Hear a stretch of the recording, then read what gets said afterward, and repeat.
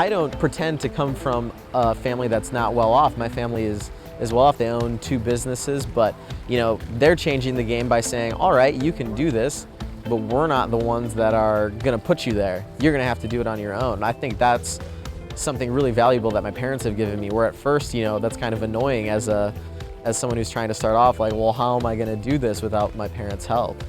The most crucial thing in motorsports right now, and it sounds so shallow to say, but it's funding. That's it. Like, I mean, you can be a terrible driver, absolutely awful. But if you bring a racing team enough money, they're not going to say no to you, because then they're making money, and maybe they can then afford to put someone else who's maybe faster in another car. So basically, what it comes down to is being able to market yourself, to have the funding to continue to go on. And obviously, for me, I want to make sure that I'm also doing really well and being competitive in whatever I'm driving. I feel like the competition initially is really, really high in go-karting and in the lower formula car ranks, because the funding needed to do that is not very high. So if you think about it, more people can race go-karts, more people can race Formula Ford, more people can race USF 2000. You don't need millions of dollars, let's say, or something like that to race in it. So at those levels, if you're doing really well in go-karting and Formula Ford and USF 2000, you're someone to watch to move up the ladder.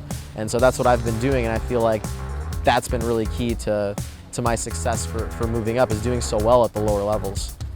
Calling, emailing, writing letters even to people or companies or businesses or anyone I could think of that could maybe help me advance my racing career. Not advance, but get it started, get it off the ground, basically. People that I've known, or maybe even just family acquaintances, or some people, total strangers that I've never met in my entire life, trying to explain to them what I was trying to do, what I stand for, and where I'm trying to go. And if they wanted to essentially come along with me on my journey. When you're starting off as a race car driver, there's not a lot you have to offer companies or people in terms of support or exposure or anything like that. So it's basically just their belief in me, and that's where it went from there. I'm not a cookie cutter driver. I'm not, from a family who basically wanted their kid to be a racing car driver from day one. I even went off to college before trying to pursue racing. It's something that I really want to do, and I'm doing it in a way that's unique to what most kids do.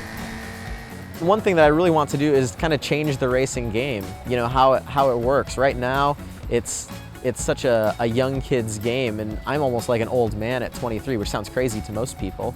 But I want to change the game to show that anyone can do this, from any background, from wherever you come from. You can make it into racing. You don't have to have a last name of Andretti, or you don't have to have parents that have millions or billions of dollars or that sort of thing. I'm doing this on my own, essentially, with obviously help from supporters that I've gained, and that's what I want to do. I want to change the game to show people that you can do this. You don't have to give up on it.